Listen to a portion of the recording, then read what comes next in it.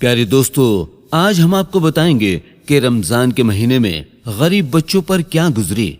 जिन बच्चों के पास इफ्तार के खाने के लिए एक वक्त का खाना भी नहीं था। ये वीडियो देखकर आपकी आंखों में आंसू आ जाएंगे। अगर आपने इसे लाइक नहीं किया तो लाइक जरूर करें। ये कहानी जावेद नाम के एक शख्स की है। जावेद भाई ने अपने घर इफ्तार का प्रोग्राम रखा और अपने दोस्तों रिश्तेदारों की दावत की और उन्हें इफ्तार पर बुलाया। घर में इफ्तार की तैयारियां चल रही थी। ये कहानी जावेद भाई खुद बयान करते हैं। वो बताते हैं कि मैंने आमों की पेटी नीचे रखकर अपनी बीवी से कहा, बेगम, इफ्तारी के इंतजाम में कोई कमी पेशी नहीं रहनी चाहिए। बीवी ने कहा, और कितनी बार कहोगे?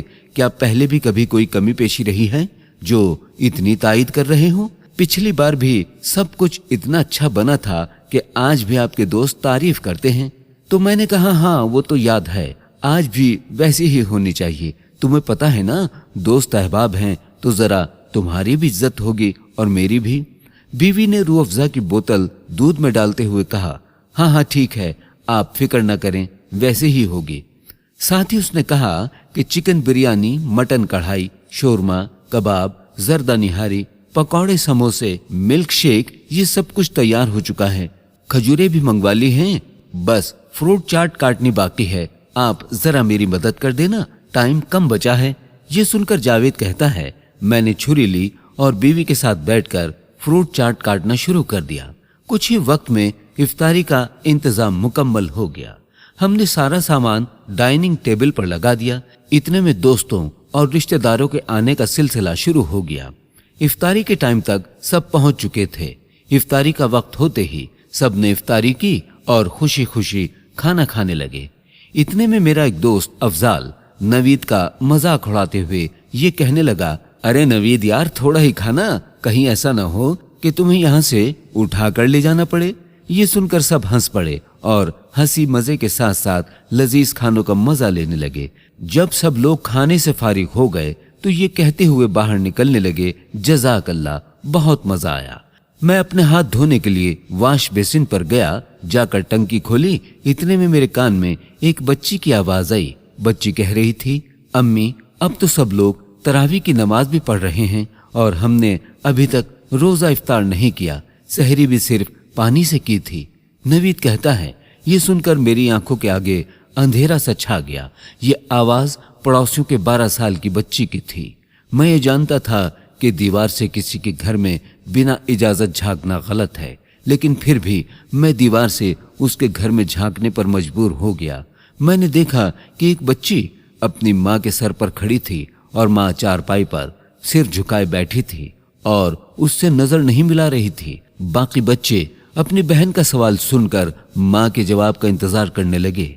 बच्ची बार बार खाने का मुतालबा कर रही थी। जावेद बताता है, मैं ये देखकर जैसे पत्थर का हो गया था। उसकी माँ ने जब सिर उठाया तो अचानक नजरें मुझ पर पड़ गई। मैं दीवार पर खड़ा था। उसकी आंखें आंसुओं से भरी हुई थी। मुझ पर नजर पड़ते ही वो जबरदस्ती मुस्कुराई और चादर से आंसू पोंछते हुए कहने लगी, भाई आप कैसे हैं? ये लड़की बहुत जिद्दी है, अभी खाना खाया है और अब फिर से जिद कर रही है। जावेद कहता है, वो झूठ बोल रही थी। शायद जानती थी कि मैंने बच्ची की बातें सुन ली है। मैं सोच रहा था कि जो मेरे दोस्त इफ्तारी करते वक्त बार बार खाने की तारीफ कर रहे थे और एक दूसरे को कह रहे थे कि भाई कम खाओ वगैरह वगैरह, वो सब बातें जब इन्होंने सुनी होंगी तो इन पर क्या बीती होगी। जावेद बताता है कि मैं ये सब कुछ देखकर सोच रहा था। इतने में पता नहीं मेरी बीवी कब मेरे पास आकर खड़ी हो गई। मैंने अपने आप को बड़ी मुश्किल से नॉर्मल किया और बिजली की तेजी से बाहर की तरफ लपका तो बीवी कहने लगी, अरे अरे कहाँ चले? क्या हुआ? सब खैरियत तो है? आराम से जाइए, आखिर हुआ क्या है? बीवी सवाल पर सवाल कर रही थी और मैं बगैर किसी सवाल का जवाब दिए बाजार की तरफ चला गया। मैंने वहां से हर वो चीज खरीदी जो मैंने इफ्तारी में खाई थी और उसे लेकर वापस चल दिया। मेरा हर कदम मुझे भारी लग रहा था। उस बच्ची की बातें और उस बेवा औरत के आंसू मैं नहीं भुला पा रहा था। घर पहुंचने में तकरीबन आधा घंटा लगता था, लेकिन मैं तेजी से तकरीबन 10 मिनट में ही पहुंच गया और आकर दरवाजे पर दस्तक दी तो उसी बच्ची ने दरवाजा खोला। मुझ पर नजर पड़ते ही उसकी आंखें खुशी से चमक उठी। वो वापस मुड़ी और शोर मचाने लगी कि देखो जावेद अंकल क्या लाए हैं, देखो जावेद अंकल क्या लाए हैं। सब बच्चे मेरी तरफ लपके। मैंने सारा सामान नीचे रखकर सबको बारी बारी सीने से लगाया और पेशानियों पर बोसा दिया। उसकी माँ ये देखकर बिलक बिलक कर रोने लगी। मैं भी अपने आंसू नहीं रोक पाया। बच्चों का शोर सुनकर मेरी बीवी भी दीवार पर आ गई और ये सब देखने लगी। जब मैंने उसकी तरफ देखा तो वो मुझे देखकर मुस्कुराई और अपने आंसू पूछने लगी। मैंने सामान खोला और बच्चों को साथ में बैठाकर खाना खिलाया। हर एक लुकमे के साथ बच्चे मुझे मुस्कुराकर अजीब निगाहों से मेरी तरफ देखते जा रहे थे। बच्चों ने जी भरकर खाना खाया और जब खाना खा चुके तो मैंने कहा आप लोग आराम करो और अम्मी से भी कहो कि वो खाना खा ले, मैं थोड़ी देर में आता हूँ। बच्चों ने कहा ठीक है अंकल।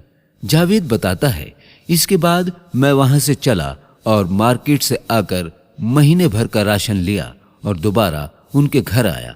सारे बच्चे सो चुके थे और उनकी माँ जाग रही थी।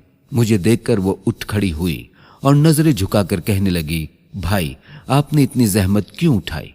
मैंने कहा आप मेरी बहन हो, इसमें जहमत वाली बात कोई नहीं है। ये कहकर मैंने सामान एक तरफ रखना शुरू कर दिया। जब सामान रख दिया तो सोए हुए बच्चों की तरफ मैंने एक निगाह देखा तो जैसे मुझे सुकून आ गया। मैंने कहा ठीक है बहन मैं चलता हूँ। ये कहते ही मैं बाहर की तरफ चल दिया। निकलते वक्त उस औरत की भर्राई आवाज में मैंने सुना कि भाई अल्लाह आपको किसी का मोहताज न करे, और वो मुझे दुआएं देने लगी। मेरे जिस्म में एक सर्द लहर दौड़ गई। मैं बाहर निकला तो उसने दरवाजा बंद कर लिया। फिर उसके बाद हर दिन बच्चों के हंसने खेलने की आवाजें आती थीं, जिसे सुनकर मेरी रूह को सुकून मिलता। इतना सुकून मुझे मेरी जिंदगी में पहली बार मिला था।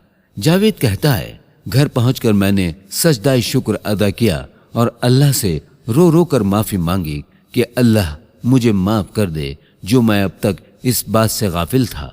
दोस्तों, हम खाते पीते घरों के दोस्तों और रिश्तेदारों को खाने पर मदु करके समझते हैं कि हमने बहुत सवाब कमा लिया। यकीनन किसी रोजेदार को इफ्तार कराना बहुत बड़ा सवाब का काम है, लेकिन इस बारे में कभी भी नहीं सोचा कि क्या हमारी तरफ से मुस्तहिक तक उसका हक पहुंच रहा है।